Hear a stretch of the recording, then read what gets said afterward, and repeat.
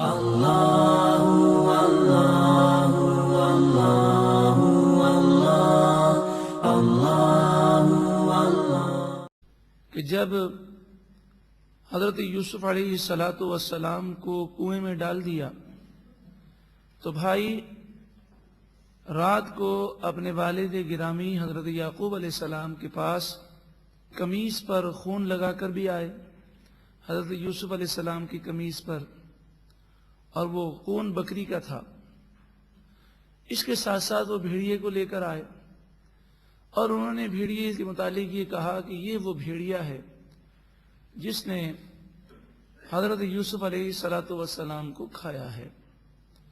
تو مفسرین بیان فرماتے ہیں کہ اللہ تعالیٰ نے بھیڑیے کو قوت گویائی عطا فرمائی، اور بھیڑیے نے یہ کہا یا نبی اللہ علیہ السلام، میں نے حضرت یوسف علیہ السلام کو نہیں کھایا، اور کوئی بھیڑیا کسی نبی کو نہیں کھا سکتا۔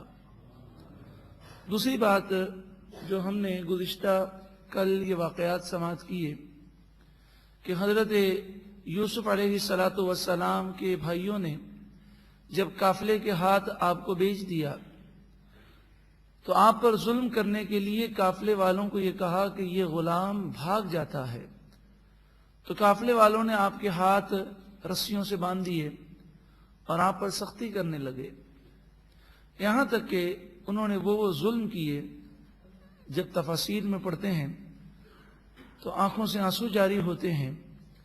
حضرت یوسف علیہ السلام صبر کا پیکر بن کر اب آپ مصر کی طرف رواں دواں تھے کہ راستے میں ایک مقام پر آپ کھڑے ہو گئے اور آپ کی آنکھوں سے زار و قطار آنسو نکلنے لگے۔ یہ وہ مقام تھا جہاں پر حضرت یوسف علیہ السلام کی والدہ مرحومہ کی قبر تھی۔ آپ جب وہاں پر کھڑے ہوئے تو ماں کی شفقت اور ماں کا پیار یاد آیا اور آنکھوں سے آنسو جاری ہوئے، تو اس موقع پر ایک شخص نے آپ کی گستاخی کی اور آپ کے چہرے پر اس نے ظلم کیا۔ یہ وہ موقع تھا جب اس شخص پر فالج کا حملہ ہوا اور اس کا ہاتھ شل ہو گیا۔ بس قافلے کے سردار نے جب یہ منظر دیکھا تو سمجھ گیا کہ یہ بچہ کوئی روحانی طاقت رکھتا ہے۔ حضرت یوسف علیہ السلام سے کہا کہ آپ اسے معاف کر دیں۔ حضرت یوسف علیہ السلام کے صبر اور آپ کے عفو و درگزر پر دیکھیے کہ آپ نے کہا کہ میں نے اسے معاف کیا۔ آپ کا معاف کرنا تھا کہ اس کا ہاتھ صحیح ہو گیا۔ پھر اس کے بعد قافلے والوں نے آپ کی رسیاں کھول دیں، قافلے والوں نے آپ کی توہین اور بے ادبی نہ کی۔ اس آیت کریمہ آیت نمبر 36 میں اس بات کا بیان ہے کہ جب حضرت یوسف علیہ السلام کو جیل میں ڈال دیا گیا اور جیل میں 5 سال گزر گئے، وَدَخَلَ مَعَهُ السِّجْنَ فَتَيَانِ، حضرت یوسف علیہ السلام کے ساتھ جیل خانے میں 2 نوجوان داخل ہوئے۔ ایک بادشاہ کو شراب پلانے والا تھا، ساقی تھا، اور ایک بادشاہ کے لیے کھانا پکانے والا تھا، باورچی تھا۔ دونوں پر یہ الزام تھا کہ انہوں نے بادشاہ کو زہر دینے کی کوشش کی ہے۔ قال احدہما، ان دونوں میں سے ایک بولا، انی اغانی اعصر خمرا، بے شک میں نے خواب میں یہ دیکھا کہ انگور کے خوشوں سے میں شراب نچوڑ رہا ہوں۔ 3 انگور کے خوشے میرے ہاتھ میں ہیں اور اس کو نچوڑ کر میں رس بنا رہا ہوں، اور یہ رس میں شراب بنانے کے لیے نکال رہا ہوں۔ وقال الآخر، دوسرے نے کہا کہ میں نے خواب میں دیکھا، انی اغانی احمل فوق رأسی خبزا، میں نے خواب یہ دیکھا کہ میرے سر پر روٹیاں ہیں، جو میں اپنے سر پر روٹیاں اٹھائے ہوئے ہوں، تأکل الطیر منہ، ان روٹیوں سے پرندے نوچ نوچ کر کھاتے ہیں۔ نبئنا بتأویلہ، اے یوسف علیہ السلام اس خواب کی تعبیر بیان کیجئے۔ انا نراک من المحسنین، بے شک ہم آپ کو نیکوکار دیکھتے ہیں۔ حضرت یوسف علیہ السلام نے علم یقینی یعنی وحی الہی کے ذریعے یہ بات جان لی کہ ان دونوں میں سے ایک زندہ بچے گا اور دوسرا مارا جائے گا۔ تو آپ نے یہ خیال کیا کہ انہیں ایمان کی دعوت دی جائے، دونوں مشرک تھے۔ تو آپ نے ایمان کی دعوت دینے کے لیے ان کے سامنے اپنے معجزے کا اظہار فرمایا۔ اسلامی عقیدہ یہ ہے کہ اللہ تعالیٰ انبیاء کو، اولیاء کو جو طاقت اور قوت عطا فرماتا ہے، یہ اپنی طاقت و قوت کا اظہار اکثر اسی مقام پر کرتے ہیں جب دین کی ترویج و اشاعت کے لیے اس کی حاجت ہوتی ہے۔ تو حضرت یوسف علیہ السلام نے اپنی طاقت کا اظہار کیا، اللہ تعالیٰ نے جو آپ کو علم غیب عطا فرمایا اس کا اظہار کیا۔ آپ نے فرمایا دیکھو خواب کی تعبیر تو بہت سے لوگ بتا دیتے ہیں، لیکن میں تمہیں غیب کی باتیں بتاتا ہوں، اس لیے کہ میں اللہ کا نبی ہوں اور یہ علم مجھے اللہ نے دیا ہے۔ آپ نے فرمایا ابھی جیل میں تمہیں کھانا دیا جائے گا، کون کھانا لے کر آئے گا، اس نے کپڑے کیسے پہنے ہوں گے، کس برتن میں کھانا دیا جائے گا، کھانے میں کیا کیا شامل ہوگا، وہ ساری تفصیل آپ نے بیان کر دی۔ قال، فرمایا لا یأتیکما طعام ترزقانہ الا نبأتکما بتأویلہ قبل ان یأتیکما، وہ کھانا جو تمہیں کھانے کے لیے دیا جائے گا اس کے آنے سے پہلے میں تمہیں اس کی خبر دیتا ہوں۔ جب آپ نے انہیں اپنی طاقت اور اللہ کی طرف سے دیے ہوئے علم کا آپ نے اظہار کیا، پھر فرمایا ذالکما مما علمنی ربی، یہ علم غیب اس علم سے ہے جو مجھے میرے رب نے سکھایا۔ انی ترکت ملت قوم لا یؤمنون باللہ وہم بالآخرۃ ہم کافرون، میں نے اس قوم کے دین کو اختیار نہ کیا کہ جو اللہ پر ایمان نہیں رکھتی اور وہ کافر ہیں، آخرت کا انکار کرنے والے ہیں، ایسی قوم کا دین میں نے اختیار نہ کیا۔ واتبعت ملت آبائی، میں نے تو اپنے آباء و اجداد کے دین کی پیروی کی۔ کون آباء و اجداد؟ ابراہیم و اسحاق و یعقوب، ابراہیم علیہ السلام، اسحاق علیہ السلام اور یعقوب علیہ السلام۔ یہاں پر بھی آپ دیکھیں آبائی کا لفظ ہے، آبا ابن کی جمع ہے، اور ابن کے معنی بڑے وسیع ہیں۔ ابن والد کو بھی کہتے ہیں، ابن دادا کو بھی کہتے ہیں، ابن پردادا کو بھی کہتے ہیں، ابن چچا کو بھی کہتے ہیں، اور ابن اسلامی اصطلاح میں یا عربی اصطلاح میں تایا کو بھی کہتے ہیں۔ یہاں پر ابن کی جمع آبائی ہے اور اس کی تشریح ابراہیم، اسحاق اور یعقوب علیہ السلام سے ہے۔ حضرت یعقوب علیہ السلام والد ہیں، حضرت اسحاق علیہ السلام دادا ہیں، اور حضرت ابراہیم علیہ السلام یوسف علیہ السلام کے پردادا ہیں۔ اس سے آپ نے اندازہ لگا لیا کہ لفظ ابن بڑے وسیع معنی رکھتا ہے۔ ہاں، لفظ والد عربی میں صرف سگے والد کے لیے استعمال ہوتا ہے۔ حضرت ابراہیم علیہ السلام نے اپنے چچا کے لیے یا ابتی کہا، یا قرآن پاک میں ہے لِأَبِيهِ آزرا، تو آزر حضرت ابراہیم علیہ السلام کا چچا ہے، اس لیے کہ حضرت ابراہیم علیہ السلام کے والد وہ مومن تھے، وہ بت پرست نہیں تھے۔ اس کے بارے میں کئی احادیث موجود ہیں، اور امام جلال الدین سیوطی الشافعی علیہ الرحمہ نے آج سے کئی سو سال قبل اس موضوع پر آپ نے بڑی مفصل کتاب کو تحریر فرمایا۔ دوسری بات، ایک طرف تو ہم قرآن پاک میں یہ دیکھتے ہیں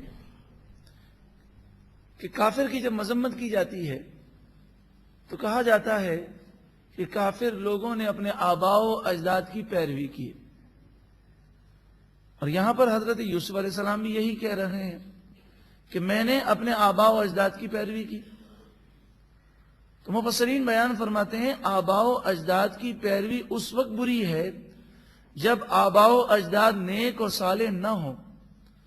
اگر وہ نیک اور صالح ہوں تو ان کی پیروی کرنا تو اہدنا الصراط المستقیم صراط الذین انعمت علیہم میں داخل ہے، کہ جب ہم صراط مستقیم کو سوال کرتے ہیں، عرض کرتے ہیں پروردگار ان لوگوں کے راستے پر چلا جن پر تو نے انعام کیا، تو ہمارے آباء و اجداد اگر نیک ہوں، جن پر اللہ تعالیٰ نے فضل فرمایا، صالحین ہیں، تو ان کے نقش قدم پر چلنا یہ تو عین قرآن کے مطابق ہے۔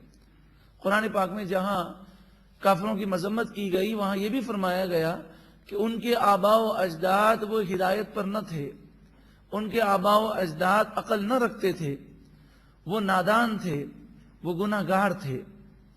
وَاتَّبَعْتُ مِلَّةَ آبَائِي، میں نے اپنے آباء و اجداد کے دین کی پیروی کی، ابراہیم و اسحاق و یعقوب، یعنی ابراہیم، اسحاق و یعقوب علیہم السلام۔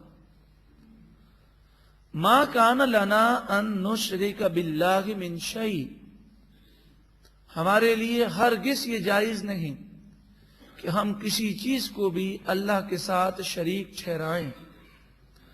ذالک من فضل اللہ علینا، یہ ہم پر اللہ کا فضل ہے، وعلی الناس، اور لوگوں پر بھی فضل ہے، ولکن اکثر الناس لا یشکرون، لیکن اکثر لوگ شکر نہیں کرتے۔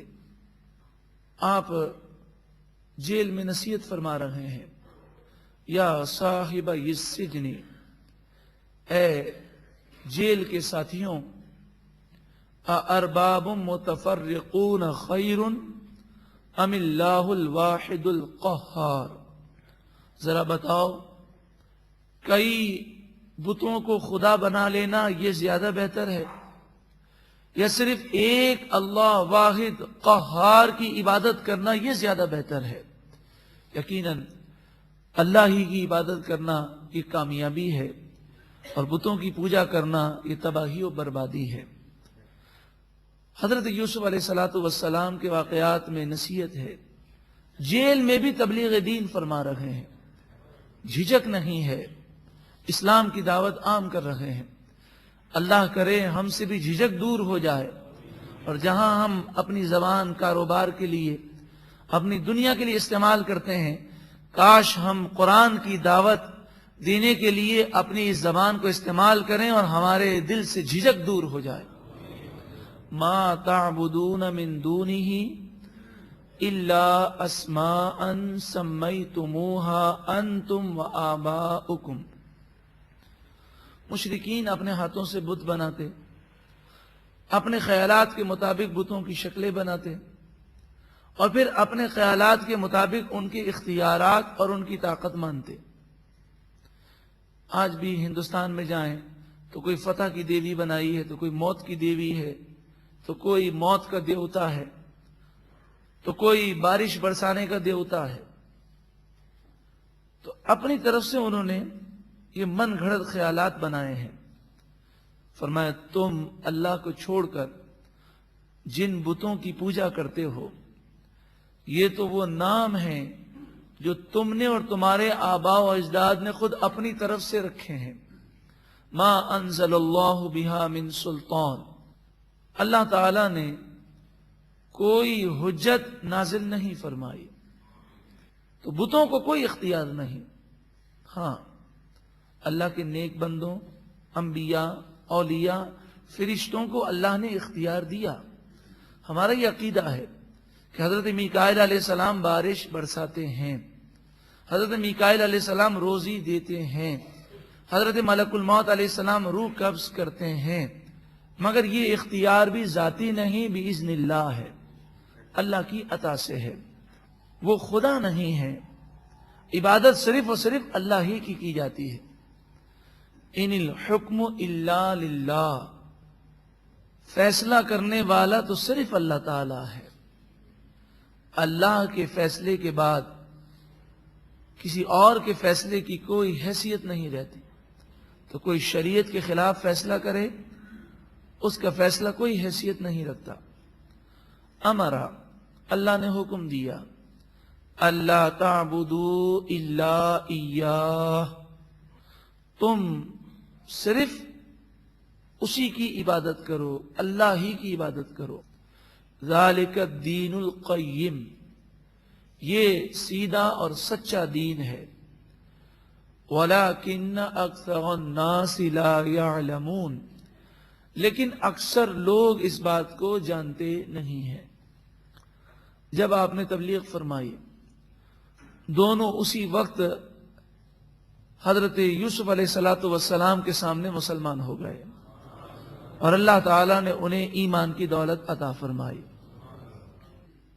پھر آپ نے خواب کی تعبیر بیان کی، یا صاحب السجن، اے جیل کے ساتھیوں، اما احدکما، تم دونوں میں سے ایک، جو بادشاہ کا ساقی ہے، جس نے خواب دیکھا کہ باغ میں 3 انگور کے خوشے وہ نچوڑ رہا ہے، وہ 3 دن جیل میں رہے گا، اور پھر یہ بری و ذمہ ہو جائے گا، اور اس پر الزام جھوٹا ثابت ہوگا۔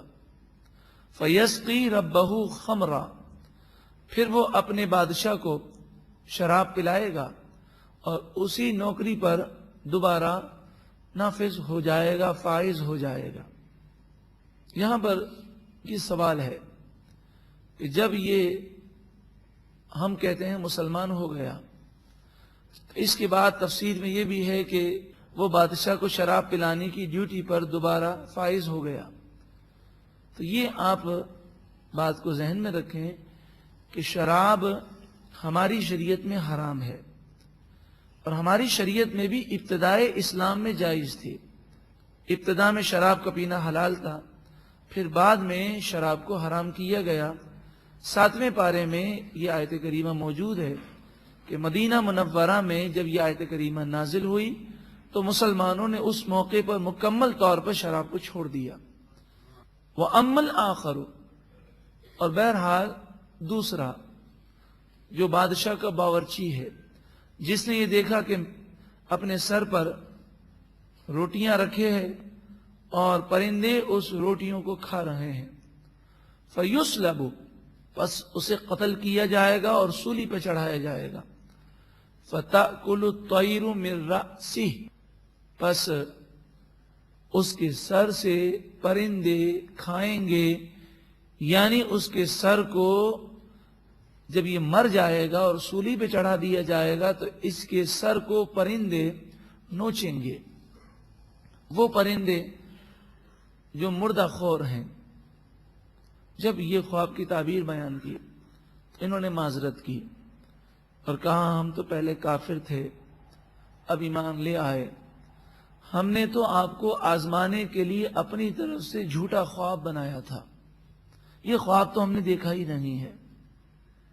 آپ نے فرمایا نبی کی زبان سے جو کلمات نکل جائیں وہی ہوتا ہے۔ قضی الامر الذی فیہ تستفتیان، جس کے بارے میں تم نے سوال کیا اس کا فیصلہ کر دیا گیا، اب وہی ہوگا جو میں نے بتایا۔ اور پھر حضرت یوسف علیہ السلام نے فرمایا یہ تو تم نے خواب کا ذکر کیا، میں نے تمہیں خواب کی تعبیر نہیں بتائی، میں نے تو تمہیں تقدیر کا فیصلہ سنایا تھا۔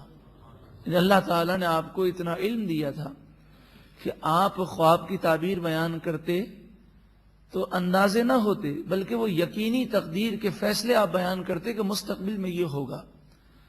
لیکن نبی کو، ولی کو فرشتے کو جو بھی علم ہے وہ اللہ کی عطا سے ہے، یہ علم ذاتی نہیں عطائی ہے۔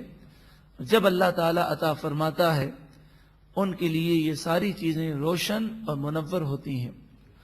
وقال، حضرت یوسف علیہ السلام نے فرمایا، للذی ظن انہ ناج منہ اذکرنی عند ربک، ان دونوں میں سے جس کے بارے میں آپ کو یقین تھا کہ یہ نجات پا جائے گا، اس ساقی سے، بادشاہ کو شراب پلانے والے سے آپ نے کہا کہ اپنے بادشاہ کے پاس میرا ذکر کرنا اور یہ بتانا کہ ایک بے گناہ جیل میں موجود ہے، اس کا کوئی گناہ نہیں ہے، بلا وجہ قید میں ڈالا گیا۔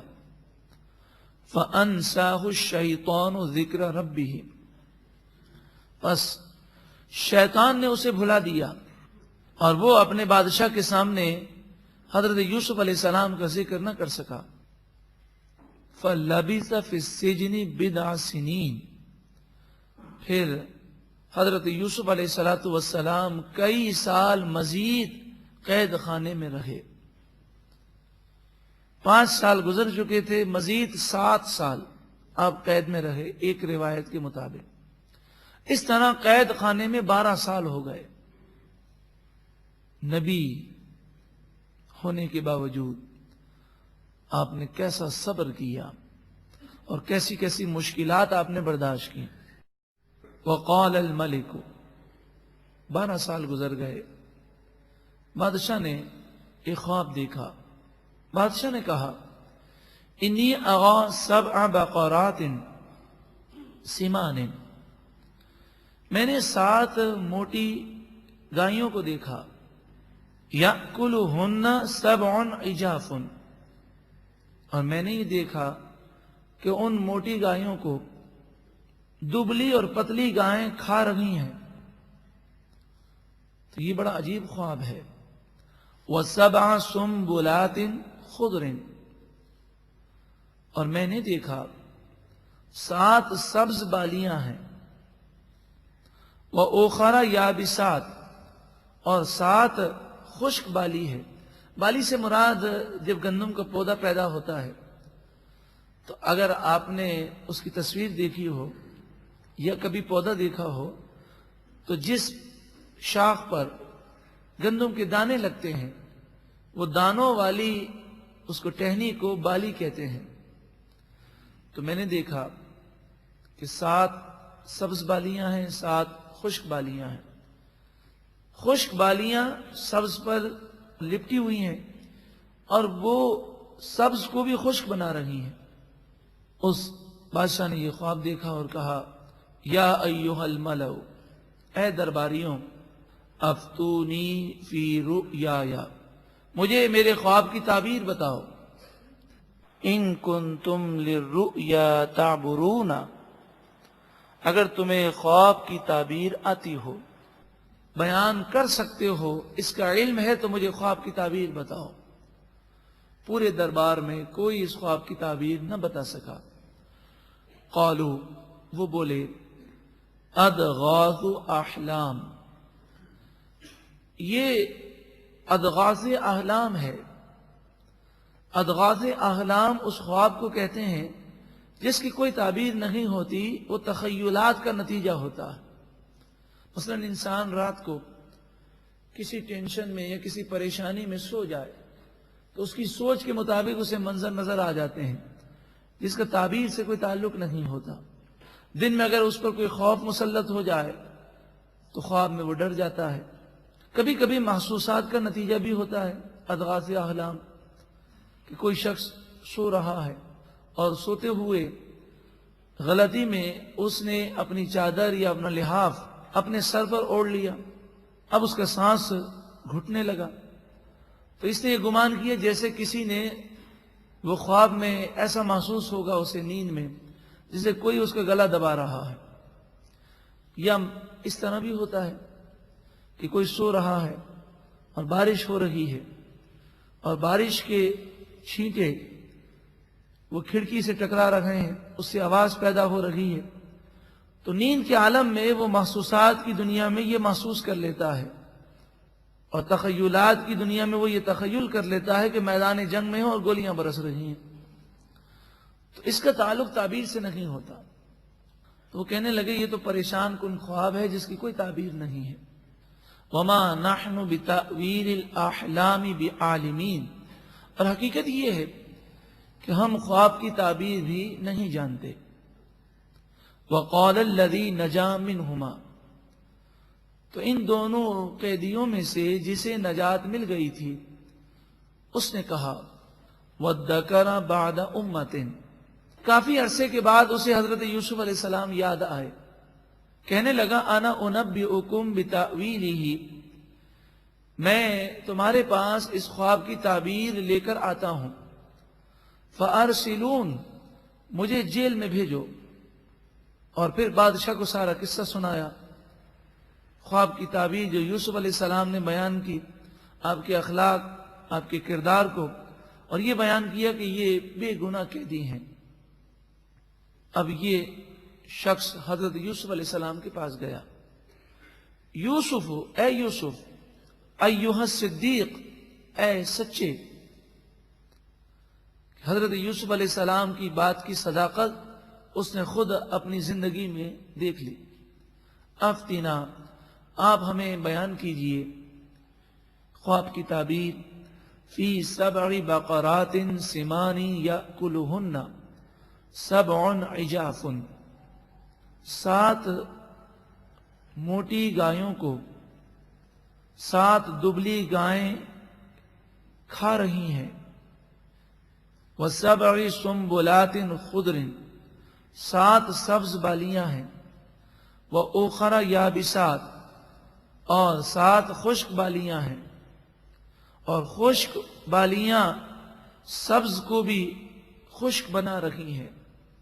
آپ خواب کی تعبیر بیان کیجئے، لَعَلِّي أَرْجِعُ إِلَى النَّاسِ، تاکہ میں لوگوں کے پاس لوٹ کر جاؤں، لَعَلَّهُمْ يَعْلَمُونَ، تاکہ وہ اس خواب کی تعبیر جانیں۔ حضرت یوسف علیہ السلام نے خواب کی تعبیر بیان کی، بلکہ در حقیقت یہ تقدیر کا فیصلہ تھا، غیب کی بات تھی، ابھی ہوا نہیں ہے، آپ نے پہلے سے بتایا۔ اللہ تعالیٰ اپنے نیک بندوں کو غیب کے خزانے عطا فرماتا ہے، لیکن عقیدہ پھر سماعت کیجئے کہ علم غیب حقیقی طور پر جاننے والا صرف اللہ تعالیٰ ہے۔ انبیاء، اولیاء اور فرشتوں کو علم غیب اللہ کی عطا سے عطا ہوتا ہے۔ قال، فرمایا حضرت یوسف علیہ السلام نے، تزرعون 7 سنین دأبا، 7 سال مسلسل تم کھیتی باڑی کرو گے، خوب فصلیں ہوں گی، فما حصدتم فذروه فی سنبلہ الا قلیلا مما تأکلون، تو جو تمہاری ضرورت کا ہو اسے کھا لینا، باقی اناج کو بیچنا نہیں، بلکہ کٹائی کے بعد اسے اس کی بالی ہی میں محفوظ رکھ لینا، کیونکہ دانہ جب اس پودے سے اور بالی سے جدا کر دیا جاتا ہے تو اس کے خراب ہونے کے چانسز زیادہ ہوتے ہیں، تو ان بالیوں کو خشک کر لینا اور دانے اسی میں موجود رہیں گے۔ اس طرح تم 7 سال تک غلے کا اسٹور کرنا، جو ضرورت کا ہے اسے استعمال کرنا اور باقی ضائع کرنے کے بجائے اسے سنبھال کے رکھنا۔ اس کا لفظی ترجمہ ہے فما حصدتم، پس جو تم کھیتی کاٹو، فذروہ، تو اسے تم چھوڑ دینا، فی سنبلہ، اس کی بالی میں، الا قلیلا مما تأکلون، مگر تھوڑا سا کھا لو، جو تمہیں کھانا ہے وہ کھا لو، باقی بچا لینا۔ ثم یأتی من بعد ذالک 7 شداد، پھر اس کے بعد 7 سال 7 ایئرز ایسے آئیں گے جو قحط سالی کے ہوں گے، 7 سال تک بارش نہیں ہوگی، یأکلن ما قدمتم لہن، تو جو تم نے جمع کر کے رکھا ہوگا سب ختم ہو جائے گا. 7 سالوں میں جو جمع کیا ہے وہ 7 سالوں میں ختم ہو جائے گا. الا قلیلا مما تحسنون، صرف تھوڑا سا وہ بچے گا جو تم بچا لوگے. وہ تھوڑے سے بیج اور دانے بچ جائیں گے، وہ اتنے تم بچا لینا جس سے تم آئندہ سال کھیتی باڑی کر سکو. یہ 7 اور 7 یہ 14 سال ہو جائیں گے. ثم یأتی من بعد ذلک عام، اس کے بعد ایک اور سال آئے گا جو اس حساب سے 15واں سال ہوگا. فیہ یغاث الناس، جس میں لوگوں پر خوب بارشیں ہوں گی. وفیہ یعصرون، اور اس میں وہ نچوڑیں گے، یعنی خوب پھل پیدا ہوں گے اور پھلوں میں خوب رس ہوگا. تو اس 15ویں سال تمہاری یہ مشکل کے ایام ختم ہو جائیں گے. لیکن اس سال میں بیج بونے کے لیے تمہیں بیج بچا کر رکھنے ہوں گے. اب آپ بتائیے، بادشاہ نے جب یہ بات سنی ہوگی تو اسے کتنی خوشی ہوئی ہوگی کہ اگر یہ خواب کی تعبیر کا علم حضرت یوسف علیہ السلام نہ دیتے تو 7 سال تک جو خوب پیداوار ہوتی مصر کے لوگ کھا لیتے اور باقی جو ہے ایکسپورٹ کر دیتے. اس کا نتیجہ کیا ہوتا کہ پھر 7 سال تک جب بارشیں بند ہو جاتی تو مصر ویران ہو جاتا اور لوگوں کے لیے کھانا اور پینا بہت ہی مشکل ہو جاتا. بادشاہ نے کہا کہ تعبیر تو بڑی زبردست ہے. وقال الملک اتونی بہ، بادشاہ نے کہا کہ یوسف علیہ السلام کو میرے پاس لے کر آؤ، میں ان کے زبان اقدس سے اس خواب کی تعبیر خود سننا چاہتا ہوں. فلما جاءہ الرسول، پھر جب بادشاہ کا قاصد حضرت یوسف علیہ السلام کے پاس آیا اور کہا کہ بادشاہ آپ کو یہ فرمان دیتا ہے کہ آپ قید سے آزاد ہیں اور آج کے بعد آپ پر یہ قید و بند کی صعوبتیں ختم ہیں. حضرت یوسف علیہ نبینا علیہ الصلوۃ والسلام جانا چاہتے تو جا سکتے تھے، مگر مفسرین فرماتے ہیں کہ جس کا منصب تبلیغ دین ہو اس پر اگر جھوٹے الزامات لگائے جائیں تو اس کی کوشش ہونی چاہیے کہ ان جھوٹے الزامات کو دور کرنے کی کوشش کرے. کیونکہ اگر یوسف علیہ السلام ایسے ہی چلے جاتے تو لوگ یہی کہتے کہ کسی غلطی کی وجہ سے قید میں گئے تھے مگر وہ خواب کا معاملہ ہو گیا اس لیے بادشاہ نے ان کو آزاد کر دیا. تو آپ نے اپنے معاملے کو فرمایا جب تک میرا معاملہ کلیئر نہیں ہوگا اس وقت تک میں جیل سے نہیں نکلوں گا. قال ارجع الی ربک، آپ نے فرمایا تم واپس جاؤ اپنے بادشاہ کے پاس. فاسألہ، اور بادشاہ سے پوچھو، ما بال النسوۃ اللاتی قطعن ایدیہن، ان عورتوں کا کیا معاملہ ہے کہ جنہوں نے اپنے ہاتھ کاٹ دیے تھے، انہوں نے اپنی انگلیاں کیوں کاٹی تھیں اور یہ معاملہ کیا تھا. ان ربی، بے شک میرا رب، بکیدہن علیم، ان عورتوں کے فریب کو خوب جاننے والا ہے. بادشاہ نے تمام عورتوں کو، ان عورتوں کو بلایا کہ جنہوں نے یوسف علیہ السلام کو دیکھ کر بے خیالی میں اپنی انگلیاں کاٹ دی تھی، اور زلیخا کو بھی بلایا گیا. قال، بادشاہ نے کہا، ما خطبکن اذ غاوتن یوسف عن نفسہ، جب تم نے یوسف علیہ السلام کو اپنی طرف مائل کرنے کی کوشش کی تو یوسف علیہ السلام کے بارے میں تمہاری کیا رائے ہے، وہ کیسے ہیں.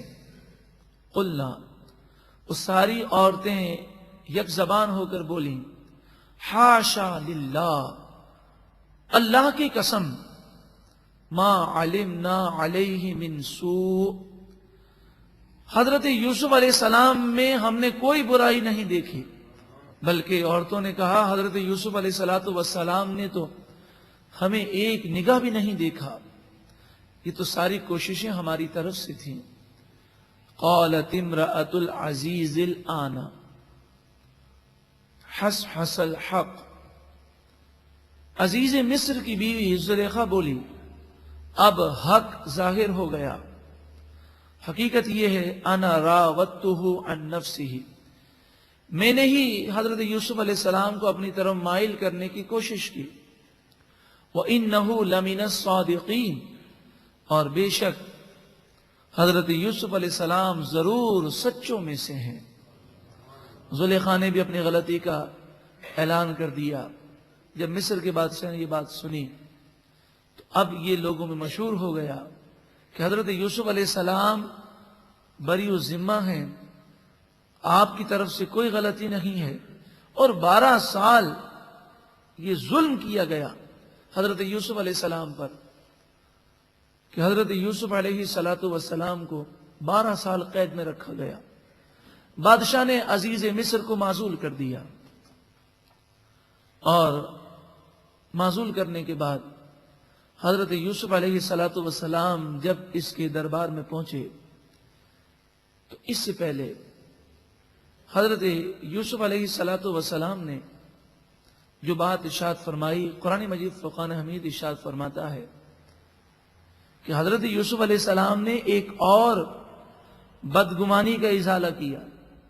حضرت یوسف علیہ نبینا علیہ السلام نے یہ خیال کیا کہ کہیں عزیز مصر کے دل میں، اس کے دل کے گوشے کے کسی ذرے میں کہیں یہ بات نہ ہو کہ حضرت یوسف علیہ السلام کی طرف سے بھی کوئی قدم اٹھا ہوگا، اور حضرت یوسف علیہ السلام نے میرے گھر میں آ کر خیانت کی، اس کو کبھی وسوسہ نہ آئے اور یہ لوگوں سے نہ کہہ سکے کہ یوسف علیہ السلام نے احسان فراموشی کی، تو آپ نے اس کے وسوسے کی بھی کاٹ فرمائی۔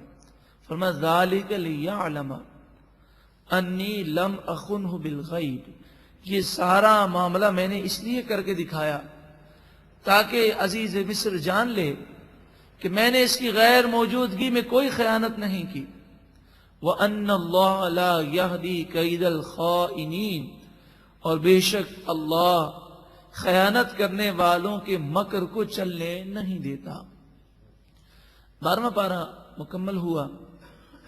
حضرت یوسف علیہ السلام نے جب ان باتوں کا اظہار کیا تو یہ اظہار جو تھا، یہ اظہار اتمام حجت کے لیے تھا، یہ اظہار اس لیے تھا کہ کسی کو وسوسہ باقی نہ رہے، لیکن پھر بھی آپ نے یہ خیال کیا کہ اس میں نفس کی بڑائی آپ کو محسوس ہوئی، تو آپ نے عاجزی کا اظہار کیا، اور گویا کہ ہمارے لیے درس عبرت اور نصیحت ہے۔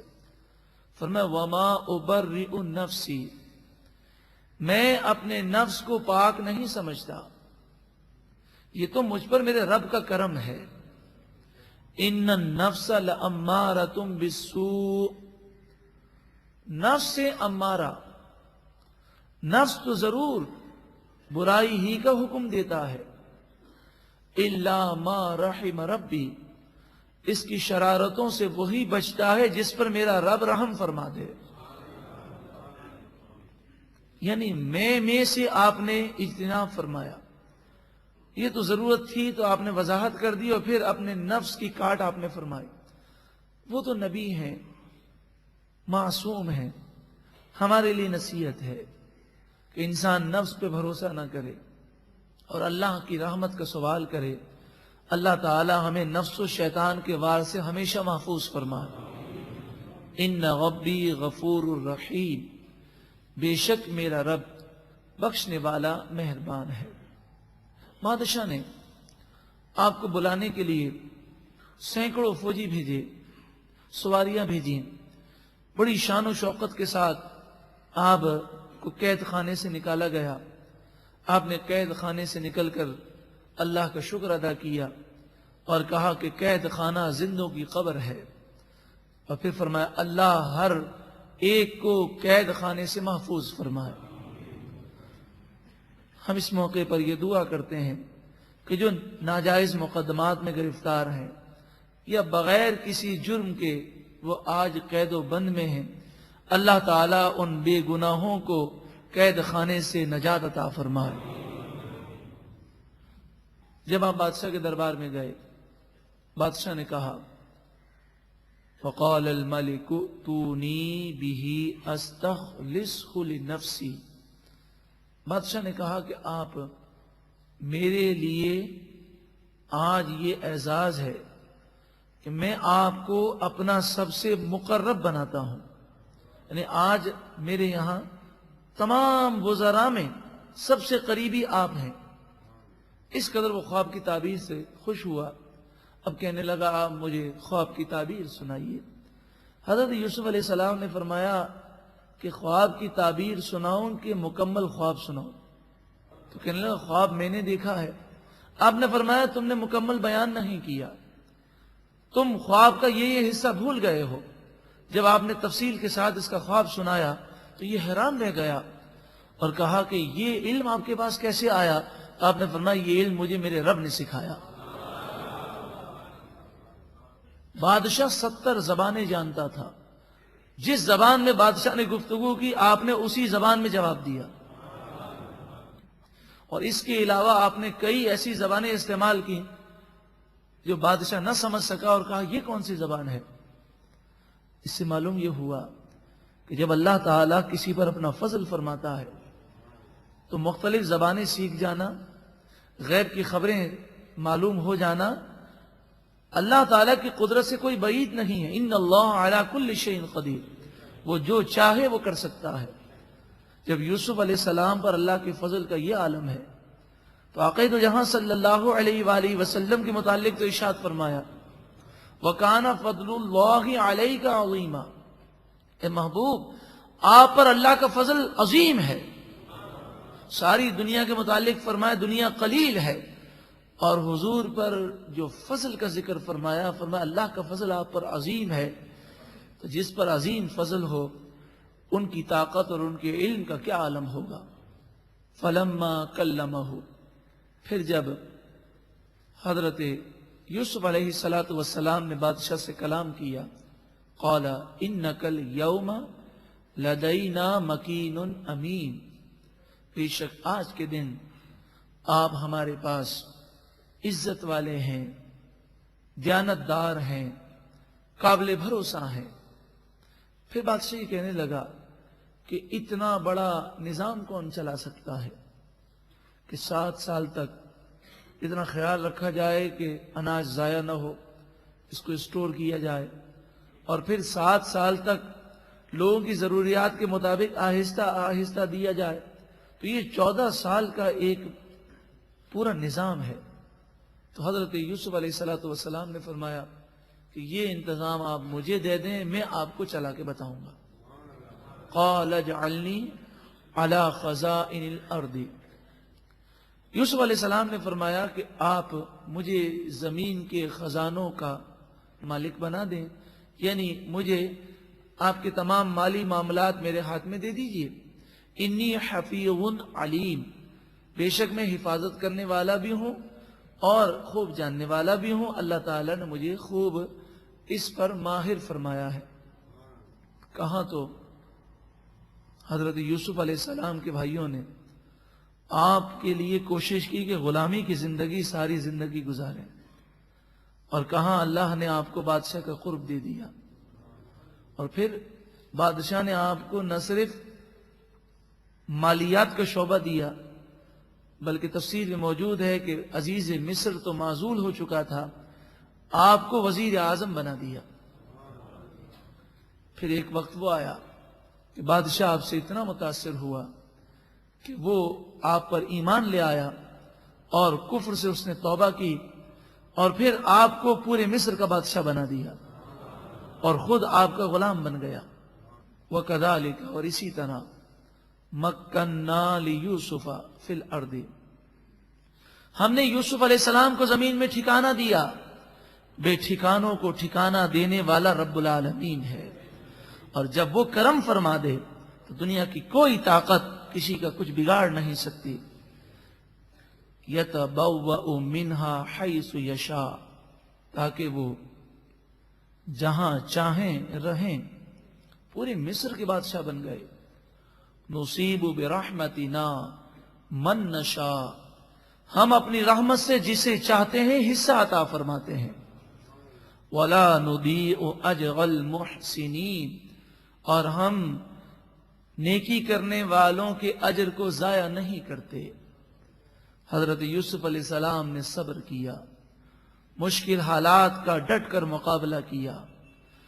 آپ کے حوصلے پست نہ ہوئے، اللہ کی یاد میں مشغول رہے، تو کئی سالوں کی مشکلات کے بعد اللہ نے آپ کو وہ صلہ دیا کہ پورے مصر کے آپ بادشاہ بن گئے.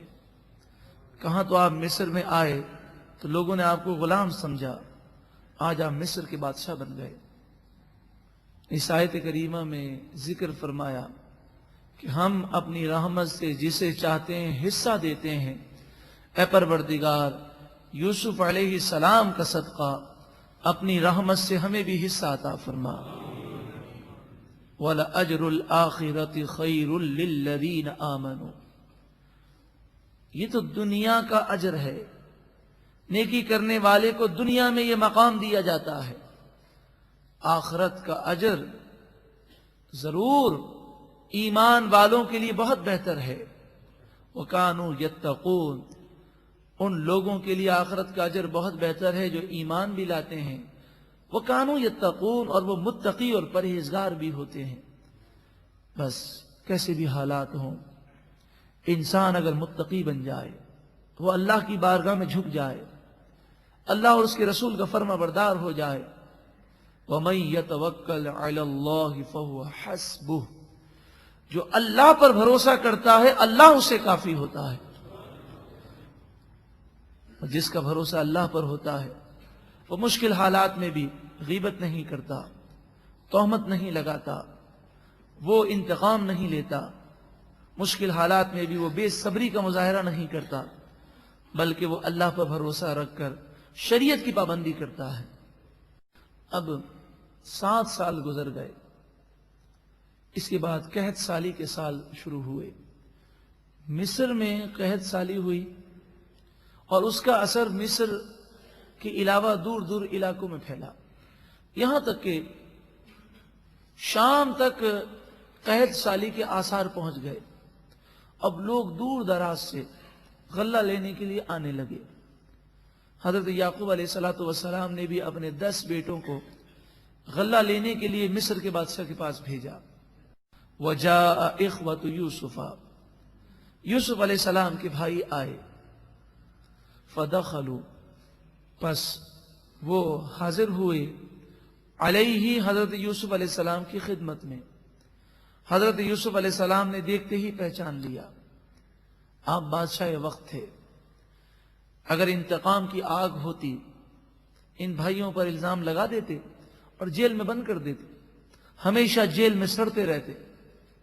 لیکن نہیں، وہ حضرت یوسف علیہ السلام تھے. آپ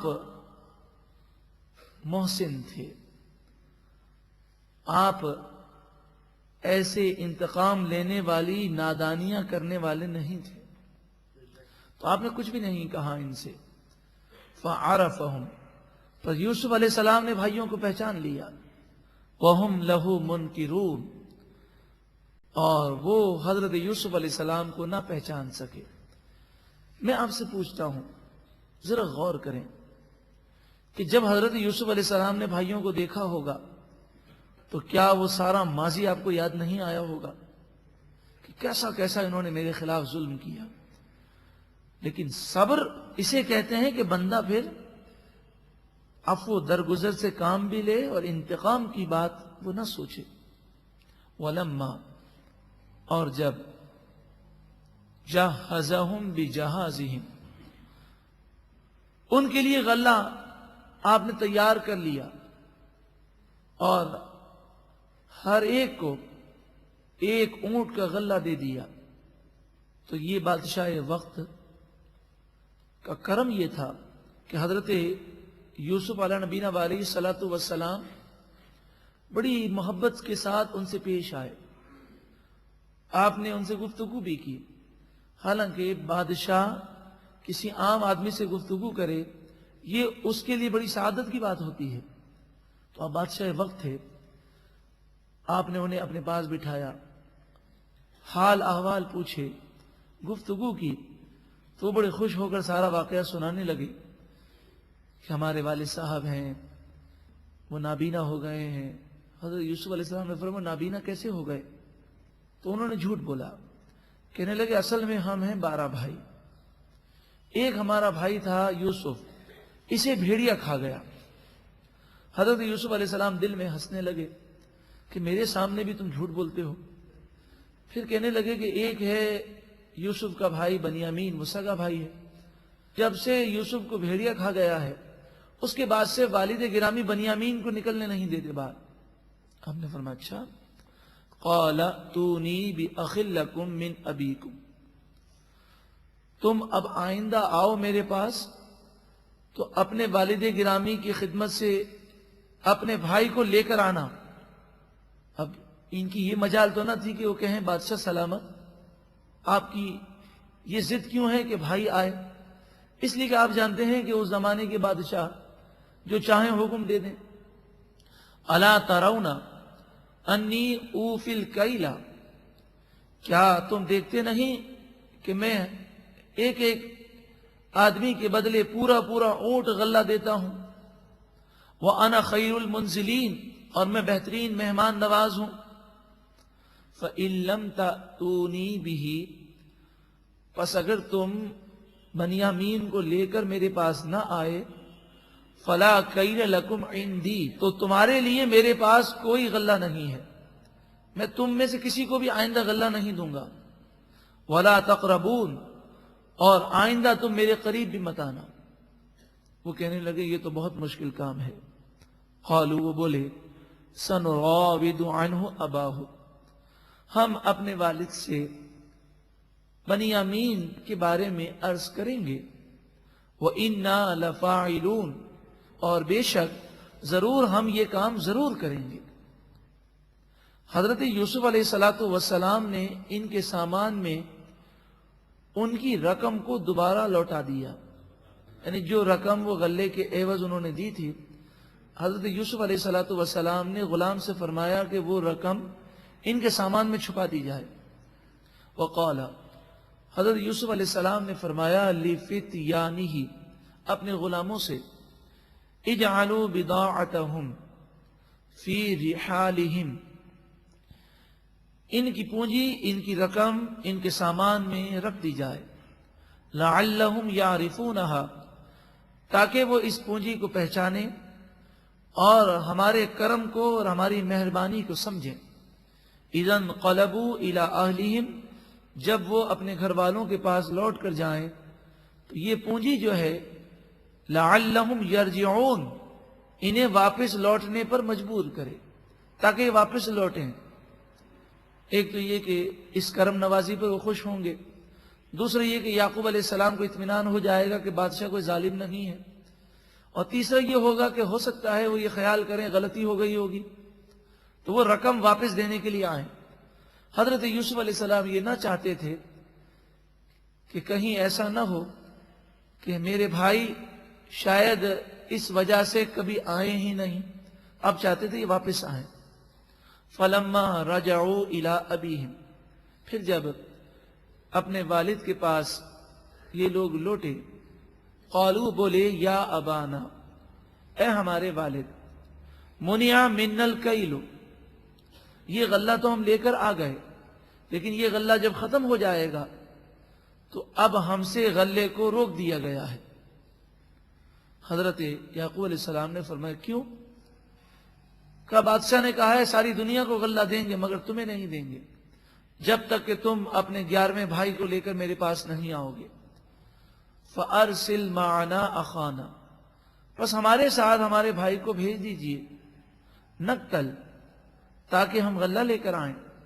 وَإِنَّا لَهُ لَحَافِظُونَ، اور بے شک ہم ضرور بنیامین کی حفاظت کرنے والے ہیں. قال، آپ نے فرمایا هل آمنكم عليه إلا كما أمنتكم على أخيه من قبل، کیا میں بنیامین کے بارے میں تم پر اسی طرح بھروسہ کروں جیسا کہ یوسف علیہ السلام کے بارے میں میں نے تم پر اعتماد کیا؟ فاللہ خیر حافظا، پس اللہ سب سے بہترین حفاظت کرنے والا ہے۔ یہ وہ آیت ہے فاللہ خیر حافظا کہ جو اس کی کثرت کرے گا اللہ تعالیٰ اس کے حافظے کو قوی فرما دے گا۔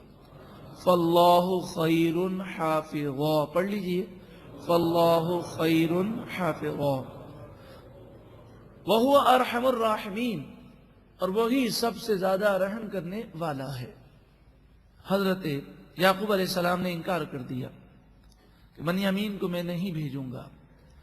وَلَمَّا فَتَحُوا مَتَاعَهُمْ، اور جب انہوں نے اپنے سامان کو کھولا، وَجَدُوا بِضَاعَتَهُمْ رُدَّتْ إِلَيْهِمْ، انہوں نے دیکھا کہ وہ رقم ان کی طرف دوبارہ لوٹا دی گئی ہے، وہ رقم سامان میں موجود ہے۔ قالوا، وہ بولے، یا ابانا ما نبغی، اے ہمارے والد اب ہمیں اور کیا چاہیے؟ بادشاہ اس قدر کریم ہے کہ غلہ بھی دیا اور رقم بھی واپس کر دی۔ ہذہ بضاعتنا، یہ ہماری رقم ہے، ردت الینا، جو ہماری طرف لوٹا دی گئی۔ وَنَمِيرُ أَهْلَنَا، آپ ہمیں بھیجیے، بنیامین کو ساتھ بھیجیں تاکہ ہم اپنے گھر والوں کے لیے غلہ لے کر آئیں۔ یعنی یہ باتیں کرتے کرتے 1 مہینہ گزر گیا، اور جو وہ غلہ لائے تھے وہ غلہ آہستہ آہستہ ختم ہونے لگا۔ وَنَحْفَظُ أَخَانَا، اور ہم اپنے بھائی کی حفاظت کریں گے۔ وَنَزْدَادُ كَيْلَ بَعِيرٍ، اور ہم 1 اونٹ کا غلہ اور زیادہ لے کر آئیں گے کہ 10 کے بجائے ہمیں 11 اونٹ ملیں گے۔ ذَلِكَ كَيْلٌ يَسِيرٌ، اور یہ غلہ لانا آسان ہے، بادشاہ بڑا کریم ہے۔ قال، آپ نے فرمایا، لن ارسلہ معکم، میں ہرگز بنیامین کو تمہارے ساتھ نہیں بھیجوں گا، حتی تؤتونی موثقا من اللہ، جب تک تم مجھ سے وعدہ نہ کرو گے اور اللہ کی قسمیں نہ کھاؤ گے، اس وقت تک میں تمہارے ساتھ بنیامین کو نہیں بھیجوں گا۔ تم یہ قسم کھاؤ، لتأتوننی بہ، ضرور بضرور تم بنیامین کو میرے پاس واپس لے کر آؤ گے، الا ان یحاط بکم، مگر یہ کہ تمہیں گھیر لیا جائے، تم مجبور ہو جاؤ تو وہ اور بات ہے، لیکن تمہاری طرف سے کوئی شرارت نہیں ہوگی۔ فلما، پس جب آتوہم موثقہم، جب وہ پکا وعدہ کر چکے، پکی قسمیں کھا چکے، تو حضرت یعقوب علیہ السلام نے فرمایا، قال اللہ علی ما نقول وکیل، جو باتیں ہم کہتے ہیں اس پر اللہ گواہ ہے، وہ وکیل ہے، وہ کارساز ہے۔ اب آپ نے فرمایا، اے میرے بیٹوں، تمہاری تعداد 11 ہے، اور یہ بڑے جوان تندرست تھے اور بڑے لمبے چوڑے تھے۔ فرمایا، ایک ساتھ تم محل میں داخل مت ہونا، بلکہ الگ الگ دروازوں سے تم داخل ہونا۔ مفسرین فرماتے ہیں آپ نے یہ اس لیے فرمایا تاکہ نظر بد نہ لگ جائے۔ وقال، آپ نے فرمایا، یا بنی، یا اے میرے بیٹوں، لا تدخلوا من باب واحد، ایک دروازے سے داخل نہ ہونا، وادخلوا من ابواب متفرقہ، الگ الگ دروازوں سے داخل ہونا۔ یہ تو اسباب ہیں، یہ تو ہماری کوشش ہے، مگر ہوگا وہی جو اللہ چاہے گا۔ وما اغنی عنکم من اللہ من شیء، میں اللہ کی تقدیر کو کچھ بھی تم سے دور نہیں کر سکتا۔ مراد یہ ہے کہ انسان کو کوشش کرنی چاہیے، کوشش کرنے کے بعد بھروسہ اللہ کی ذات پہ رکھنا چاہیے۔ ان الحکم الا للہ، فیصلہ کرنے والا تو صرف اللہ تعالیٰ ہے. علیہ توکلت، اسی پر میں نے بھروسہ کیا. اسباب اختیار کرنا، حفاظت کرنا، نظر بد سے یا جادو سے بچنے کے اوراد و وظائف پڑھنا، یا دیگر انسان جو بھی اپنے حفاظت کے لیے کوششیں کرتا ہے، چاہے دینی ہو چاہے دنیاوی ہو، وہ سارے اسباب اختیار ضرور کرے، مگر انسان کی نگاہ ہر وقت رب العالمین کی رحمت پر رہے اور اسی پر اس کا بھروسہ ہو کہ وہ کرم فرمائے گا تو انشاءاللہ خیر ہو جائے گی. وَعَلَيْهِ فَلْيَتَوَكَّلِ الْمُتَوَكِّلُونَ، اسی پر توکل کرنے والوں کو بھروسہ کرنا چاہیے. وَلَمَّا دَخَلُوا مِنْ حَيْثُ أَمَرَهُمْ أَبُوهُمْ، جس طرح ان کے والد نے حکم دیا تھا ویسے ہی وہ داخل ہوئے. مَا كَانَ يُغْنِي عَنْهُمْ مِنَ اللَّهِ مِنْ شَيْءٍ، تو یہ داخل ہونا اللہ کی تقدیر سے انہیں کچھ نہ بچا سکا، مطلب وہی ہوا جو اللہ نے مقرر فرمایا تھا. إِلَّا حَاجَةً فِي نَفْسِ یعقوب قَضَاهَا، مگر یعقوب علیہ السلام نے اپنے جی میں ایک خواہش کی، وہ آپ نے خواہش پوری فرما لی. اس کے تحت مفسرین فرماتے ہیں کہ انسان اگر کوشش نہ کرے اور نقصان ہو جائے تو وہ نادانی ہے. انسان کو بچنے کی کوشش کرنی چاہیے، پھر جو ہو جائے وہ اس کا نصیب ہے، وہ اس کی تقدیر ہے. جہاں پر ہم نظر بد کی بات ہم نے سنی تو نظر بد واقعی لگ جاتی ہے. اللہ تعالی ہم سب کو نظر بد سے محفوظ فرمائے.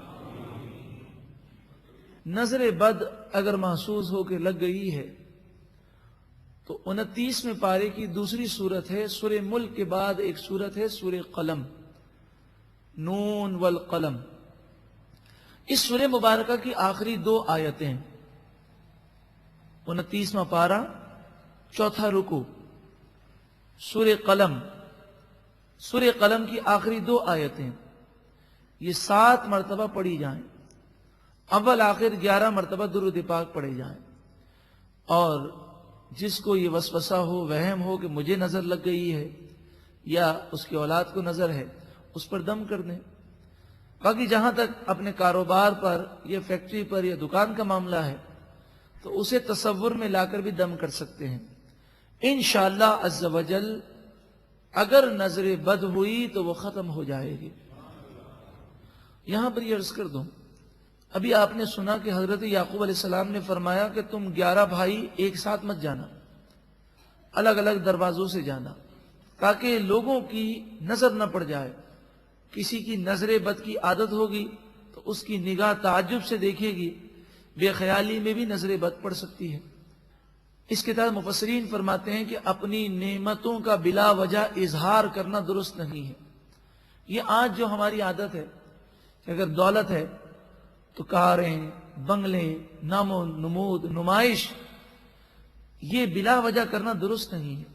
ایک تو نمائش کسی طور پر درست نہیں ہے، دوسرے یہ کہ فرمایا کہ اپنی نعمتوں کو ہو سکے تو اس طرح اظہار نہ کیا جائے کہ کسی کی نظر بد لگ جائے. کیونکہ نظر بد جب لگتی ہے تو ضروری نہیں کہ کوئی ڈالے تبھی لگتی ہے. بسا اوقات کوئی بہت اچھا سمجھ کے دیکھتا ہے، اسے حیرت ہوتی ہے اور وہ ما شاء اللہ لا قوت الا باللہ پڑھنا بھول جاتا ہے اور اس کی نظر لگ جاتی ہے.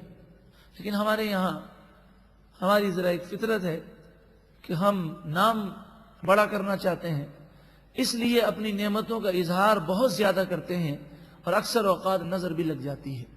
وَإِنَّهُ لَذُو عِلْمٍ لِمَا عَلَّمْنَاهُ، اور بے شک حضرت یعقوب علیہ السلام ضرور علم والے تھے، اس علم کی برکتوں سے مالا مال تھے جو ہم نے انہیں سکھایا. پتہ چلا کہ نظر بد سے بچنے کا جو آپ نے طریقہ بتایا وہ اللہ نے سکھایا آپ کو، اور یہ طریقہ اختیار کرنے میں کوئی حرج نہیں ہے. وَلَٰكِنَّ أَكْثَرَ النَّاسِ لَا يَعْلَمُونَ، اور اکثر لوگ ان باتوں کو جانتے نہیں ہیں اور وہ اس کی گہرائی تک نہیں پہنچ سکتے. تو یہ واقعہ اس میں کئی حکمتیں ہیں. نبی علیہ السلام کا یہ کرنا اور پھر بھی وہ ہو جانا جو اللہ چاہے، اس میں کافی حکمتیں ہیں. وَلَكِنَّ أَكْثَرَ النَّاسِ لَا يَعْلَمُونَ، لیکن اکثر لوگ جانتے نہیں ہیں. اس پر علماء نے تفاسیر میں بڑا تفصیل سے کلام فرمایا کہ کبھی کبھی نبیوں کو معلوم بھی ہوتا ہے کہ یہ کام نہیں ہوگا، پھر بھی وہ کوشش کرتے ہیں. مثلا ابو جہل کے بارے میں نبی اکرم صلی اللہ علیہ وسلم کو یہ اطلاع دی گئی، یہ کبھی بھی ایمان نہیں لائے گا. پھر بھی نبی اکرم صلی اللہ علیہ وسلم نے ابو جہل کو اس علم کے آ جانے کے بعد بھی آپ نے بار بار اسلام کی دعوت دی. نبیوں کی زندگی ہمارے لیے نمونہ ہے، تو وہ زندگی ہمارے لیے نمونہ بنا کر گزارتے ہیں، آئیڈیل. ان کی زندگی ایک مثال ہوتی ہے. تو حضور صلی اللہ علیہ وسلم نے ہمارے لیے مثال قائم فرمائی کہ کوئی شخص کے بارے میں اگر یہ ذہن بھی ہو کہ شاید یہ ہماری بات نہیں مانے گا، پھر بھی جھجک کے بغیر اسلام کی دعوت، قرآن کی دعوت ضرور دیں اور بار بار دیں. اس میں نصیحت ہے. اور پھر وہ مانے یا نہ مانے، دعوت دینے والے کو ثواب تو ضرور ملتا ہے. وَلَمَّا دَخَلُوا عَلَى يُوسُفَ، اور جب یوسف علیہ السلام کے پاس بھائی حاضر ہوئے تو آپ نے ان کی دعوت کی. دعوت اس طرح کی کہ سب کے سامنے اس طرح تھال رکھے گئے کہ ایک تھال پر 2 آدمی بیٹھے. یوسف علیہ السلام نے منظر دیکھا کہ آج بھی بھائی اسی نہج پر ہیں کہ 10 بھائی جلدی جلدی 5 تھال پر بیٹھ گئے اور بنیامین کو کسی نے بیٹھنے کی صلاح تک نہ کی. بنیامین رونے لگا اور کہنے لگا کاش آج میرا بھائی یوسف ہوتا تو آج اس محفل میں وہ میرے ساتھ بیٹھتا. آوا الیہ اخاہ، آپ نے اپنے بھائی کو اپنے پاس جگہ دی اور آپ نے فرمایا کہ چلو تم مجھے اپنا بھائی سمجھ لو، میں تمہارے ساتھ بیٹھ جاتا ہوں. اور آپ حضرت یوسف علیہ السلام اس کے ساتھ کھانا کھانے کے لیے بیٹھ گئے. یہ آپ نے تدبیر اختیار کی تھی. آپ کو پتا تھا کہ میں اس طرح کروں گا تو ایسا ہی ہوگا، تو آپ نے یہ تدبیر اختیار کی تاکہ بنیامین سے آپ کو تنہائی میں بات کرنے کا موقع مل جائے اور انہیں احساس بھی نہ ہو. ورنہ اگر آپ بنیامین کو الگ کر کے گفتگو کرتے ہیں تو ان کا خیال اور ان کے نظریات جو ہے چمک سکتے ہیں کہ بھئی یہ کیا بات ہے. حضرت یوسف علیہ السلام نے فرمایا کہ کیا تم مجھے اپنا بھائی بنانا پسند نہیں کرو گے؟ تو بنیامین رونے لگا اور کہا کہ مصر کا بادشاہ اگر میرا بھائی بن جائے تو یہ میری سعادت ہے، مگر راہیل کا لخت جگر، حضرت یوسف علیہ السلام کی والدہ کا نام راہیل تھا، راہیل کا لخت جگر اور یعقوب علیہ السلام کا نور نظر تم کیسے بن سکتے ہو؟ یہ سنا تو یوسف علیہ السلام کی آنکھوں میں آنسو آ گئے. قال، آپ نے فرمایا انی انا اخوک، بے شک میں ہی تیرا بھائی ہوں. آپ نے آہستہ سے یہ بات کہہ دی. فلا تبتئس بما كانوا يعملون، پس آپ غم نہ کریں ان تمام کاموں پر جو یہ بھائی سوتیرے بھائی کرتے ہیں. تو بنیامین نے کہا کہ اب میں واپس نہیں جانا چاہتا، بس آپ ہی کے پاس رہوں گا، یہ مجھے بہت تکلیف دیتے ہیں اور مجھے بہت تنگ کرتے ہیں. تو آپ نے فرمایا کہ میں ابھی یہ راز کھولنا نہیں چاہتا اور تم یہاں رہنا بھی چاہتے ہو تو پھر اس کی ایک تدبیر کی جائے گی. حضرت بنیامین نے کہا کہ میں ہر تدبیر سے گزرنے کو تیار ہوں. آپ نے فرمایا جب قافلہ جائے گا تو میں اپنے خدام سے کہوں گا کہ میرا سونے کا وہ پیالہ لے کر آؤ جس سے میں غلہ ناپتا ہوں. تو یہ غلہ ناپنے کا پیالہ ڈھونڈیں گے، انہیں نہیں ملے گا، تو یہ ڈھونڈنے کے لیے نکلیں گے اور مصر سے تم ہی باہر جا رہے ہوگے، تمہیں یہ پکڑ لیں گے اور تمہارے سامان کی تلاشی لیں گے اور تمہارے سامان سے وہ پیالہ نکلے گا. اس کی وجہ سے میرے خدام تمہیں گرفتار کر لیں گے اور اس طرح تم جو ہے میرے پاس رہ جاؤ گے۔ انہوں نے کہا یہ تدبیر مجھے قبول ہے۔ فلما، پس جب جہزہم بجہازہم، سامان آپ نے تیار کر دیا ان بھائیوں کا، جعل السقایۃ فی رحل اخیہ، وہ پیالہ جس سے غلہ ناپا جاتا تھا وہ پیالہ اپنے بھائی کے سامان میں رکھ دیا۔ پھر یہ قافلہ روانہ ہوا اور آپ نے اپنے خدام سے کہا کہ میرا پیالہ کدھر ہے؟ تو خدام یہ سمجھے کہ کوئی جو چوری کر کے گیا ہے، تو خدام کو تو معلوم نہ تھا کہ یہ تدبیر ہے، تو وہ باہر نکلے اور ڈھونڈنے لگے۔ پتہ چلا کہ یہی 11 افراد ہیں جو مصر سے باہر جا رہے ہیں اور یہ اجنبی لوگ ہیں۔ تو انہوں نے ان لوگوں کو روکا۔ ثم، پھر اذن مؤذن، مؤذن کے معنی اعلان کرنے والا، اذان دینے والے کو بھی مؤذن کہتے ہیں۔ اذن مؤذن، اعلان کرنے والے نے اعلان کیا، ایتھا العیر انکم لسارقون، اے قافلے والوں بے شک تم ہمیں چور معلوم ہوتے ہو۔ قالوا واقبلوا علیہم، بھائی بولے اور ان کی طرف متوجہ ہوئے، ماذا تفقدون، کون سی چیز تمہاری گم ہو گئی ہے؟ قالوا، بادشاہ کے خدام بولے، نفقد صواع الملک، ہم بادشاہ کا پیالہ نہیں پاتے، ولمن جاء به حمل بعیر، بادشاہ نے یہ اعلان کیا ہے کہ جو اس پیالے کی خبر دے گا بادشاہ اسے انعام میں 1 اونٹ کے برابر غلہ دے گا۔ وَأَنَا بِهِ زَعِيمٌ، اور بادشاہ نے یہ بھی کہا ہے کہ میں اس کا ذمہ دار ہوں، یعنی اس کی حفاظت میں کروں گا۔ کوئی چور کی مجھے خبر دے، یہ جس کے پاس اس نے پیالہ دیکھا ہو وہ مجھے بتائے۔ قالوا، وہ بولے، تاللہ، اللہ کی قسم، لقد علمتم ما جئنا، تم جانتے ہو کہ ہم یہاں پر لنفسد فی الارض، زمین میں فساد کرنے نہیں آئے، ہم تو نبی کی اولاد ہیں، ہم چوری کیوں کریں گے؟ وما کننا سارقین، اور ہم چور نہیں ہیں۔ جب حضرت یوسف علیہ السلام کو یہ اطلاع دی گئی کہ وہ تو یہ کہتے ہیں ہم نبی کی اولاد ہیں، چوری جیسا جرم ہم کیسے کریں گے، تو آپ دل میں مسکرانے لگے اور فرمایا کہ کاش تم نے اس بات کو سمجھا ہوتا تو نہ تو مجھے رسیوں سے باندھ کر مار کر کنویں میں پھینکتے اور نہ ہی مجھے قافلے کے ہاتھ غلام بنا کر بیچ دیتے اور نہ ہی تم جھوٹ بولتے۔ قالوا، وہ بولے یعنی بادشاہ کے خدام بولے، فما جزاؤہ ان کنتم کاذبین، کہ قافلے والوں اگر تم جھوٹ بول رہے ہو اور تمہارے سامان سے وہ اگر پیالہ نکل جائے تو اس کی سزا کیا ہوگی؟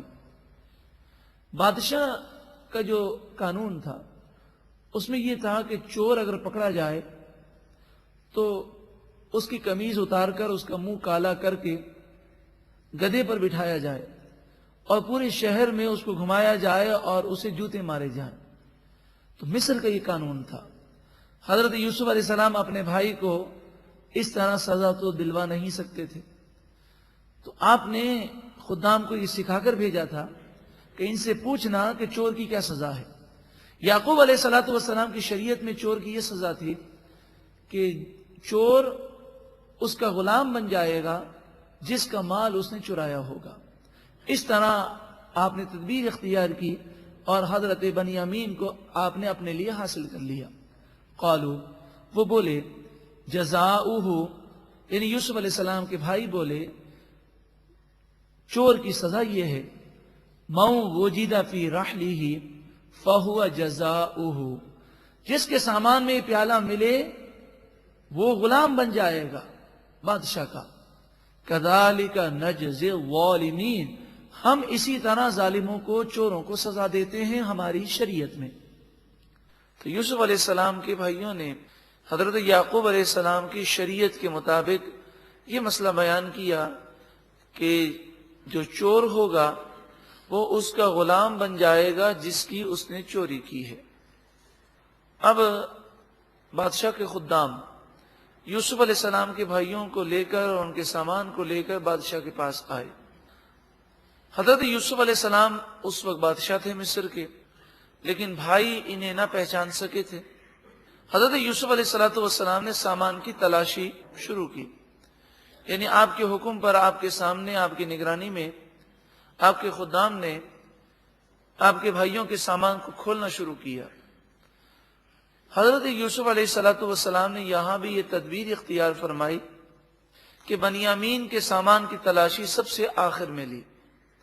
سب سے پہلے دیگر بھائیوں کے سامان کی تلاشی لی گئی، بھائیوں کے سامان سے کچھ بھی نہ نکلا۔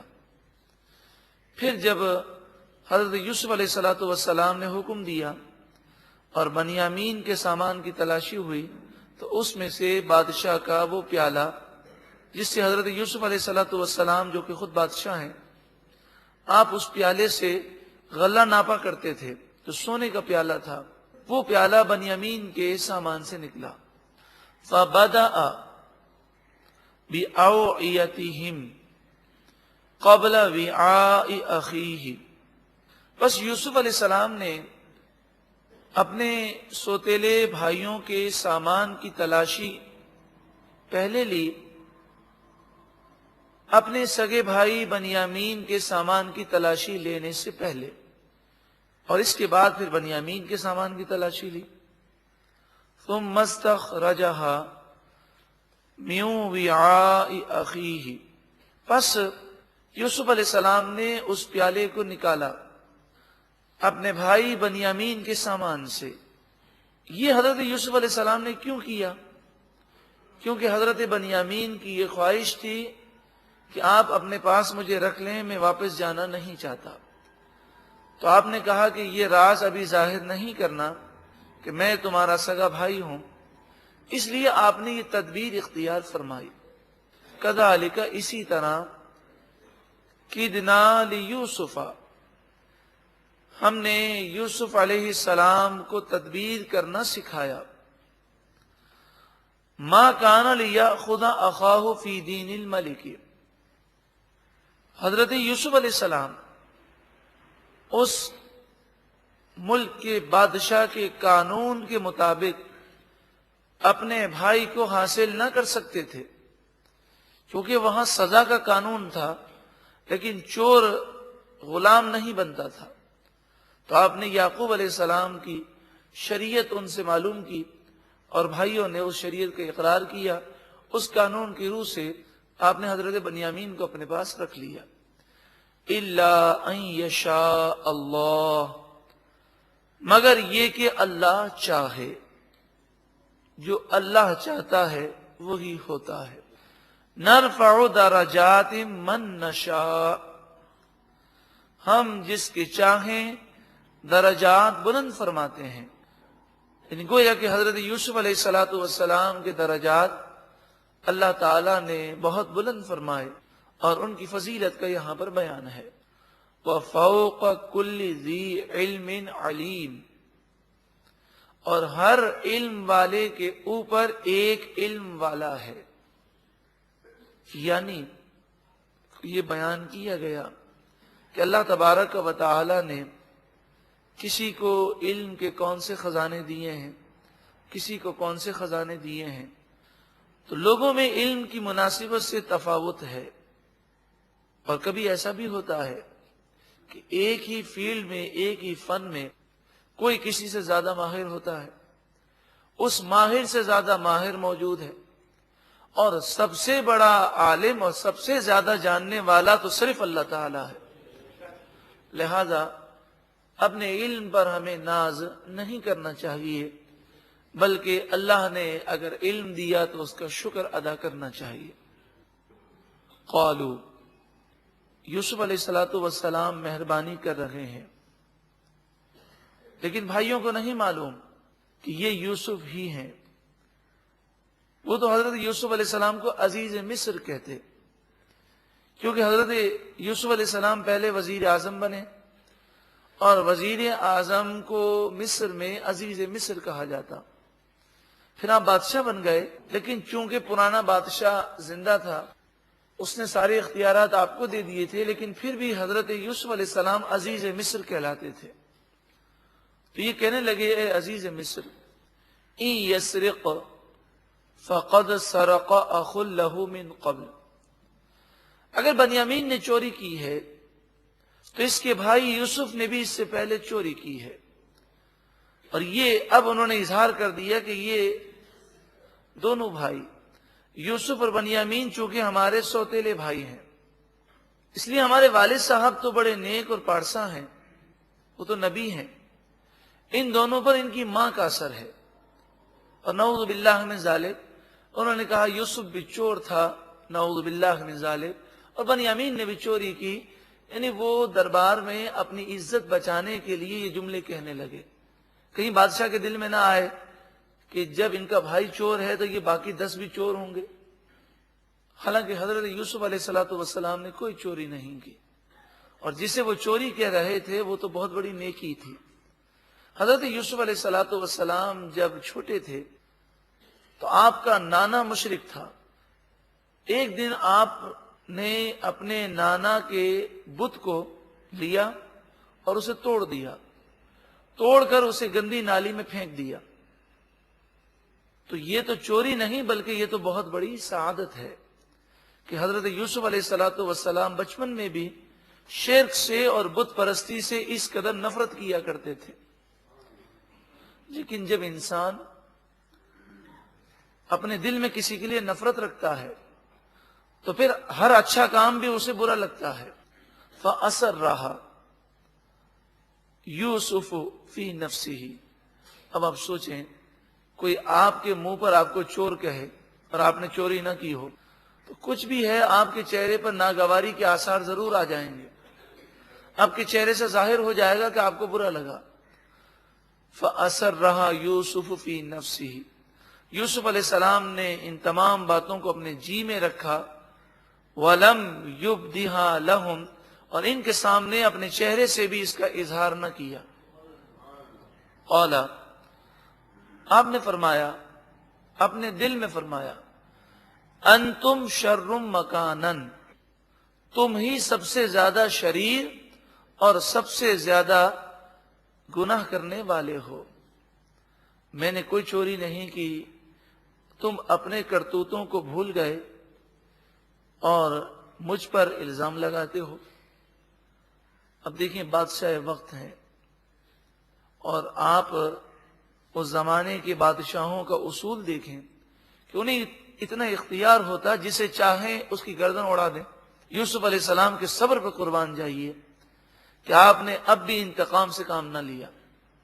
واللہ اعلم بما تصفون، اور جو تم کرتے ہو اللہ اسے خوب جاننے والا ہے۔ یہ سب باتیں آپ نے زبان سے نہیں کہیں، اپنے دل میں یہ باتیں کہیں۔ آپ کو معلوم ہے کہ کبھی ہم کسی سے گفتگو کرتے ہیں تو ہم زبان سے نہیں کہتے، ہمارا دل اسے کہہ رہا ہوتا ہے۔ قالوا، وہ بولے، یا ایھا العزیز، اے عزیز مصر، ان لہ ابا شیخا کبیرا، بے شک اس بنیامین کے والد جو ہمارے بھی والد ہیں، شیخاً کبیراً ہیں، یعنی ان کی عمر بہت زیادہ بڑی ہو گئی ہے، اور وہ یوسف کی جدائی کے بعد سے بڑے رنجیدہ رہتے ہیں۔ اگر آپ نے بنیامین کو لے لیا، یہ بنیامین کی جدائی برداشت نہیں کر سکیں گے۔ فَخُذْ أَحَدَنَا مَكَانَهُ، بس آپ ان کی جگہ پر، بنیامین کی جگہ پر ہم میں سے کسی کو لے لیں۔ اِنَّا نَرَاكَ مِنَ الْمُحْسِنِينَ، بے شک ہم آپ کو احسان کرنے والا دیکھتے ہیں، ہم یہ دیکھ رہے ہیں کہ آپ بڑے محسن ہیں، تو آپ مزید احسان کیجئے اور اس کے بدلے میں ہمیں لے لیجئے۔ قال معاذ اللہ، آپ نے فرمایا اللہ کی پناہ، ان نأخذ الا من وجدنا متاعنا عنده، ہم تو اسی کو لیں گے جس کے پاس ہمیں سامان ملا، ہم تو اسی کو لیں گے جس کے پاس ہمارا سامان ہمیں ملا۔ انا اذا لظالمون، اگر ہم ایسا نہ کریں بے شک اس وقت ضرور ہم حد سے بڑھنے والے ہو جائیں گے۔ یعنی آپ نے ایک قانون بیان کیا کہ قانون تو یہی ہے کہ جس کے سامان سے چیز نکلی ہے وہی یہاں پر رہے، اور اگر ہم اس قانون سے ہٹتے ہیں تو ضرور لوگ ہمیں کہیں گے کہ آپ نے ظلم کیا اور آپ حد سے بڑھ گئے۔ فَلَمَّا اسْتَيْأَسُوا مِنْهُ، جب بھائی بنیامین سے مایوس ہو گئے اور اب بھائیوں کو امید باقی نہ رہی کہ بنیامین انہیں ملیں گے، خَلَصُوا نَجِيًّا، یہ گفتگو کرنے کے لیے، سرگوشی کرنے کے لیے اپنے آپ کو ان لوگوں نے تنہا کر دیا۔ خلصوا، تنہائی اختیار کی، نجیًا، گفتگو کرنے کے لیے۔ قال کبیرہم، ان میں سے جو سب سے بڑا تھا یہودا، وہ رونے لگا اور کہنے لگا کہ اللہ میرے گناہ معاف کرے۔ حضرت یوسف علیہ السلام کے وقت میں ہی اپنے والد کے پاس گیا تھا اور میں نے ہی کہا تھا کہ آپ یوسف کو بھیج دیجئے تاکہ یہ میوے کھائے گا اور ہمارے ساتھ جنگل میں کھیلے گا، کودے گا۔ تو میں نے ایک دکھ حضرت یوسف کا پہنچایا، اور دوسری مرتبہ بنیامین کا معاملہ آیا تب بھی تم نے مجھے آگے کیا کیونکہ میں بڑا ہوں، اور میرے کہنے پر ہی، میرے قسم کھانے پر ہی، کیونکہ تم نے بھی قسمیں کھائی ہیں، لیکن مجھ پر والد صاحب نے بھروسہ کیا اور بنیامین کو میرے ساتھ بھیج دیا۔ اب میری جرت نہیں ہوتی میں اپنے والد صاحب کے پاس کیسے جاؤں۔ قال کبیرہم، ان میں سے سب سے بڑے بھائی نے کہا، الم تعلموا ان اباکم قد اخذ علیکم موثقا من اللہ، کیا تم نہیں جانتے بے شک تمہارے والد جو کہ میرے والد بھی ہیں، حضرت یعقوب علیہ السلام، وہ تم سے اللہ کا پکا وعدہ لے چکے اور تم قسمیں کھا چکے کہ بنیامین کو واپس لاؤ گے۔ وَمِن قَبْلُ، اور اس واقعے سے پہلے، مَا فَرَّطْتُمْ فِي یوسف، یوسف علیہ السلام کے بارے میں تم نے جو زیادتی اور ظلم کیا وہ بھی تم جانتے ہو۔ تو یہ دونوں باتیں سوچو، اب ہم کس منہ سے اور کس زبان سے حضرت یعقوب علیہ السلام کا سامنا کریں۔ فلن ابرح الارض، پس ہرگز اب میں اس جگہ کو نہیں چھوڑوں گا، میں مصر سے نہیں آؤں گا واپس، حتی یأذن لی ابی، یہاں تک کہ مجھے میرے والد اجازت دے دیں اور معاف کر دیں، تو میں مصر سے اب دوبارہ گھر آؤں گا، ورنہ میں بھی یہیں رہوں گا۔ او یحکم اللہ لی، یا اللہ میرے لیے کوئی فیصلہ فرما دے، اور حضرت یعقوب علیہ السلام پر کوئی وحی آ جائے جس میں معافی کا اعلان ہو۔ یہ بنیامین کا سوتیلا بھائی تھا اور سب بھائیوں میں سب سے بڑا تھا، مگر تمام بھائیوں کے مقابلے میں یہ زیادہ برا نہیں تھا۔ اسی نے یہ بات کہی تھی کہ میرا تو خیال ہے کہ تم یہ کام بھی نہ کرو، لیکن اگر کرنا بھی ہے تو اسے قتل مت کرنا، اور اسی بھائی نے قتل کرنے سے انہیں روکنے کی کوشش کی، لیکن اس میں اتنی جرت نہ تھی کہ جس چیز کو غلط سمجھ رہا تھا وہ ان 9 بھائیوں کے مقابلے میں کھڑا ہو جاتا اور کہتا کہ تم یہ کام غلط کر رہے ہو، میں تمہارا ساتھ کسی صورت میں نہیں دے سکتا۔ تو مروت میں آ کر اس نے گناہ کے ساتھ تعاون کیا۔ اس میں نصیحت ہے انسان کے لیے، انسان کسی کی مروت کی وجہ سے اور کسی کی شرم کی وجہ سے گناہ میں کسی کا تعاون نہ کرے، بلکہ اللہ کی شرم رکھے اور اللہ سے خوف رکھے کہ جب ہم اپنی قبر میں جائیں گے تو جن کی خاطر ہم نے گناہ کیے ہیں وہ ہمیں اللہ کے عذاب سے نہیں بچا سکیں گے۔ وَهُوَ خَيْرُ الْحَاكِمِينَ، اور وہی اللہ سب سے بہترین فیصلہ کرنے والا ہے۔ ارجعوا الی ابیکم، تم سب والد کی خدمت میں حاضر ہو جاؤ۔ فقولوا، پس تم والد گرامی سے کہو، یا ابانا، اے ہمارے والد، ان ابنک سرق، بے شک آپ کے بیٹے نے چوری کی، وما شہدنا، ہم گواہی نہیں دیتے، الا بما علمنا،